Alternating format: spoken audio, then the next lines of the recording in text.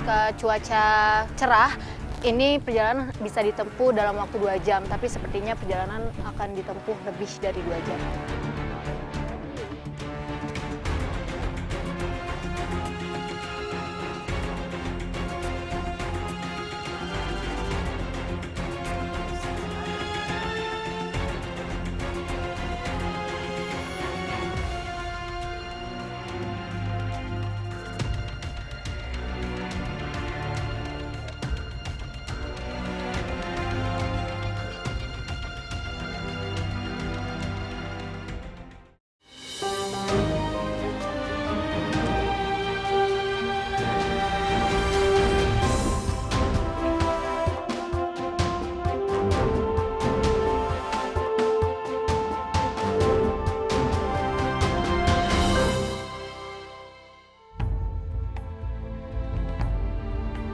Perjalanan tim Indonesiaku kali ini tiba di Kabupaten Bondowoso, Provinsi Jawa Timur.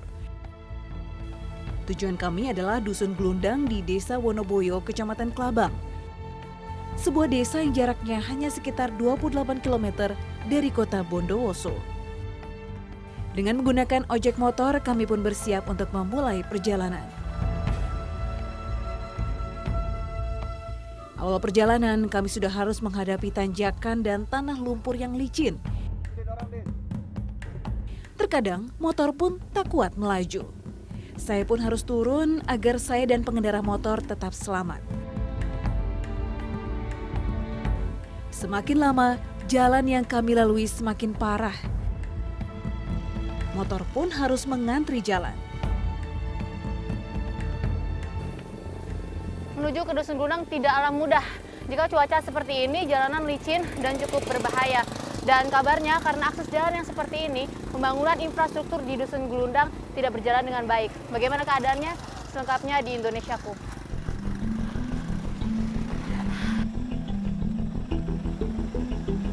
Ya, pada saat musim hujan seperti ini, jalan tanah berubah menjadi lumpur pekat. Tak semua pengendara motor mampu melewati jalan jika keadaannya sudah seperti ini. Tidak ada yang berani melintasi jalan ini, baik hendak keluar atau pergi menuju desa. Yang tersisa hanyalah para pengojek nekat seperti mereka yang mengantarkan perjalanan saya ini. Jalan ini dibuka dari kapan nih, Pak? Dari 2008. Berarti sebelum jalannya dibuka, masyarakat bolak-balik gimana, Pak? Ya jalan kaki untuk belanja, turun, jalan kaki. Yang inisiatif buka jalan ini siapa, Pak? Masyarakat Dusun Glundang. Dapat bantuan kah? Tidak dapat kerja sendiri. Letak Dusun Glundang di atas Gunung Malang, membuat kami harus melalui beberapa jurang di pinggir jalan. Sulit dibayangkan jika jalan seperti inilah yang menjadi jalur utama lalu lintas warga desa selama ini. Meskipun berbahaya, namun warga tetap bersyukur dengan dibukanya jalur ini. Paling tidak di musim kemarau, warga tidak harus berjalan kaki untuk pergi ke kota. Jalan berbahaya ini ternyata sedikit mempermudah kehidupan mereka. Jarak tempuh dari desa ke Dusun Glundang sebenarnya hanya sekitar 3 km. Namun jarak yang dekat ini terasa begitu lama. Lebar jalan yang hanya 1 meter serta tanjakan dan turunan curam membuat perjalanan saya terasa berat.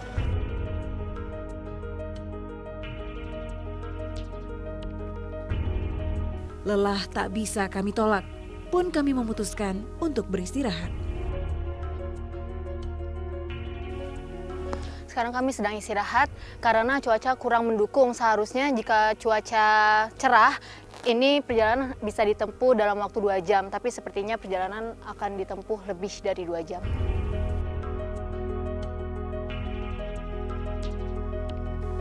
Sulit membayangkan bagaimana masyarakat Dusun Glundang bisa bertahan di wilayah yang terisolir seperti ini. Dengan akses sulit seperti ini, kebutuhan logistik tentunya sangat sulit untuk sampai ke desa mereka.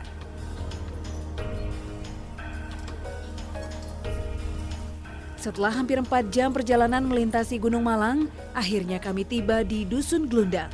Sungguh perjalanan yang melelahkan.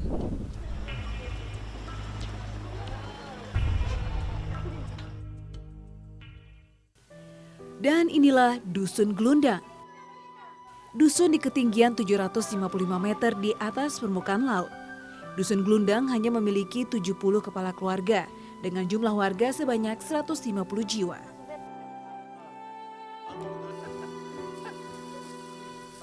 Terbatasnya akses jalan menuju Dusun Glundang membuat warga seperti terisolir. Tidak banyak yang bisa dilakukan warga untuk bertahan hidup. Penghasilan warga Glundang umumnya kebun dan tani. Kesuburan tanah dan kekayaan alam yang ada menjadi tumpuan hidup rata-rata warga di sini.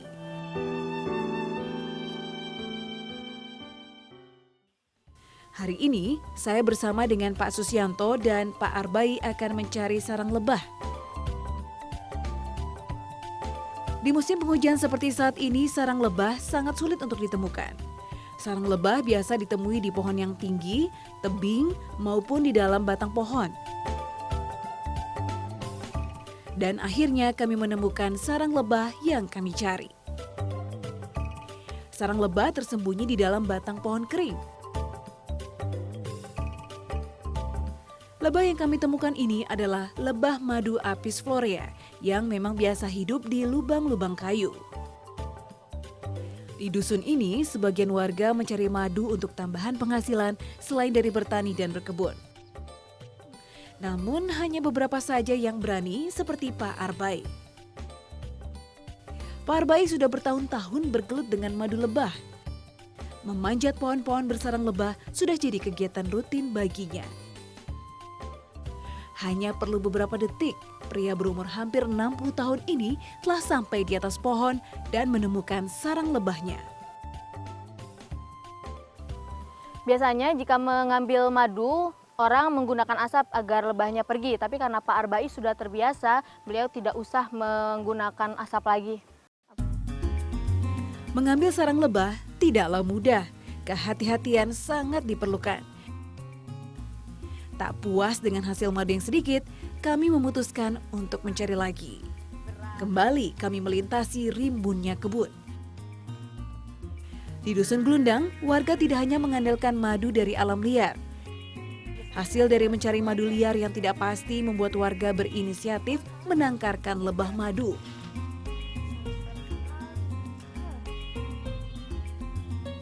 Kotak kayu inilah yang menjadi habitat buatan. Kotak kayu ini biasa disimpan di antara pepohonan agar lebah merasa seperti di habitat aslinya. Warga tidak mempunyai banyak lebah ternak. Rata-rata, satu orang pencari madu hanya mempunyai satu kotak lebah ternak. Ini karena ratu lebah susah dicari. Sarang lebah ini sudah berumur 2 bulan dan siap untuk dipanen. Mengambil sarang lebah madu yang ditangkarkan tidaklah sesusah sarang lebah liar. Namun tetap membutuhkan kehati-hatian karena lebah bisa menyengat kapan saja. Beruntung lebah kecil yang biasa disebut nyarwan ini tidak terlalu ganas. 2 sarang lebah sudah kami dapatkan, tapi sayangnya masih belum cukup juga. Beruntung Pak Arbai masih mempunyai 1 lebah ternak lagi. Setelah menemukan kotak kedua, sarang lebah masih sangat muda. 1 bulan ternyata tidak cukup untuk membuat lebah menghasilkan sarang yang sempurna. Namun untuk memenuhi kebutuhan penjualan, Pak Arbai pun tetap mengambil sarang walaupun tidak semua.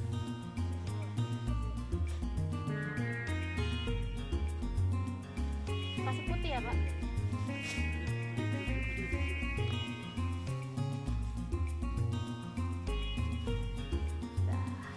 Ditutupin kah?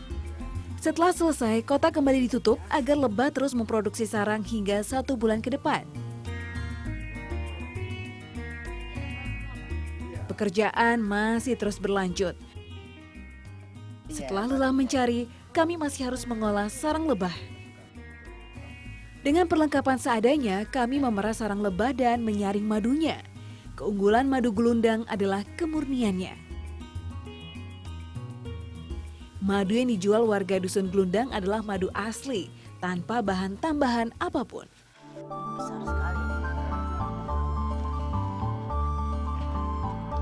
Karena tidak menggunakan bahan tambahan apapun, satu sarang lebah saja tidak cukup untuk mengisi satu botol hingga penuh. Lembut di tangan kita, Pak. Untuk mengisi botol 600 ml saja, setidaknya membutuhkan 3 sarang lebah madu. Satu botol ini dihargai tidak lebih dari Rp100.000. Terasa sangat tidak sepadan dengan perjuangan mencarinya. Belum lagi repot dan susahnya membawa botol-botol madu ini keluar dusun untuk dijual. Ini jualnya susah, Pak? Ini susah karena jalannya rusak. Karena jalannya bikuk kanan, bikuk kiri. Pas jalan ini pakai sepeda, jalannya ini balik-balik. Hidup jauh dari perkotaan di dataran tinggi seperti ini membuat warga harus pandai-pandai bertahan hidup. Biasanya warga memanfaatkan kekayaan dan sumber daya alam untuk hidup mereka. Jauh? Dusun Glundang merupakan wilayah yang banyak ditumbuhi pohon bambu. Tak heran jika bambu kerap kali menjadi tumpuan warga mendapatkan penghasilan sementara. Hari ini saya akan mengikuti Mbah Fuari dan Mbah Misnar mencari bambu. Tiba di lokasi, Mbah Misnar langsung menebang bambu yang sudah cukup tua. Saya sungguh kagum dengan Mbah Misnar. Meski sudah tidak lagi muda, dirinya cukup cekatan menebang bambu. Semua ini mereka lakukan untuk tambahan mencari sesuap nasi. Oh, ini.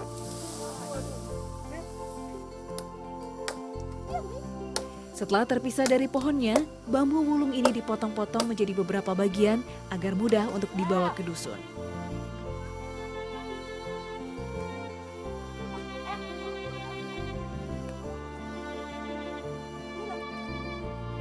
Tiba di rumah, ternyata bambu ini tidak langsung dijual batangan. Para lanjut usia di dusun ini ternyata memiliki peran cukup besar mengubah bambu menjadi aneka kerajinan. Ini ikut malam.